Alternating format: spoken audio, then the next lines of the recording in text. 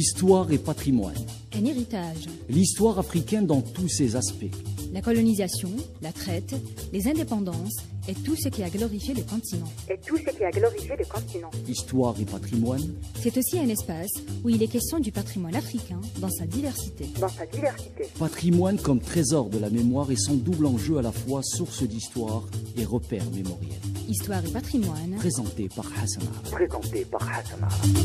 Bonjour et bienvenue à tous dans Histoire et patrimoine. Aujourd'hui, nous allons évoquer l'agression menée par l'Italie contre l'Éthiopie en 1935.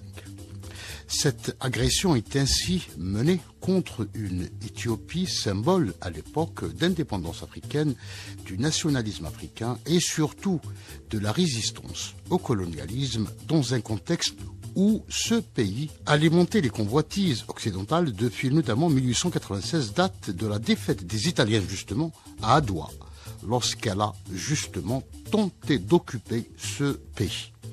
En 1935, l'Éthiopie est gouvernée par un empereur, ou Négus, du nom de Haïli Sélassié Ier, qui a entamé un programme de modernisation touchant tous les secteurs d'activité en Éthiopie. En 1935 également, l'Éthiopie est membre de la Société des Nations, la fameuse SDN, qu'elle a intégrée en 1923.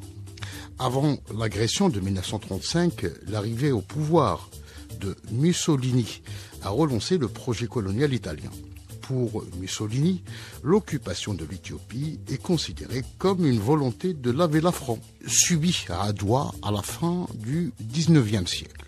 Le 3 avril 1928, soit 5 mois avant la signature d'un traité d'amitié italo-éthiopien, l'Italie ratifie le protocole de Genève contre l'utilisation de gaz asphyxiants.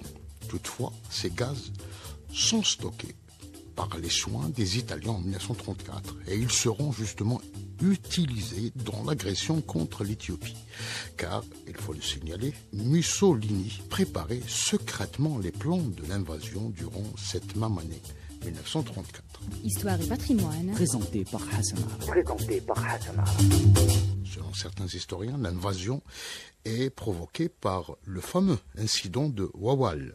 Je cite Hamzat Boukari Yabara, le 5 décembre 1934, à la suite d'un accrochage entre une escorte éthiopienne et le contingent italien occupant Wawal dans la province de l'Ogaden. Rome demande aux Éthiopiens des excuses publiques devant le drapeau italien à Wawal et la condamnation des officiers éthiopiens impliqués. L'Éthiopie refuse de s'exécuter et invoque en vain le traité d'amitié de 1928. Haïli Sélassié demande la médiation de la Société des Nations en janvier 1935, mais l'Italie installe des bases militaires au sud et au nord de l'Éthiopie, puis appelle à la mobilisation. Fin de citation. Ainsi, sentant l'imminence d'une agression italienne, Sélassié va taper à toutes les portes durant tout l'été de 1935 afin d'obtenir des prêts pour acheter des armes lui permettant de défendre son pays. Mais toutes ces tentatives sont restées vaines. Il doit alors compter uniquement sur la mobilisation de son peuple. Le 3 octobre 1935, l'aviation italienne bombarde le nord de l'Éthiopie sans aucune déclaration de guerre au préalable. L'Éthiopie introduit alors une demande auprès de la Société des Nations afin de placer l'Italie sous embargo militaire. Malheureusement, la demande était refusée. Dans ce contexte, Sélassié se tourne vers les Britanniques à qui il demande un protectorat en février 1935. Les Britanniques, qui discutaient à l'époque le partage des eaux du Nil bleu avec Rome, n'ont pas souhaité donner suite à la requête de Sélassié. Ce dernier sera amené à quitter l'Éthiopie le 2 mai 1935, soit 3 jours avant la chute de la capitale, Addis-Abeba, tombée entre les mains des Italiens. En exil, Sélassié va poursuivre sa bataille pour libérer son pays. Selon Hamzat Boukari Yabara, en exil à Jérusalem, puis à Londres, Sélassié prédit un embrasement général de l'Europe et déplore l'inefficacité des sanctions contre l'Italie. L'empereur, nous dit Hamzat Boukari Yabara, était loin de se douter que la SDN, la Société des Nations, allait entériner l'occupation italienne dès la mi-juillet de 1936.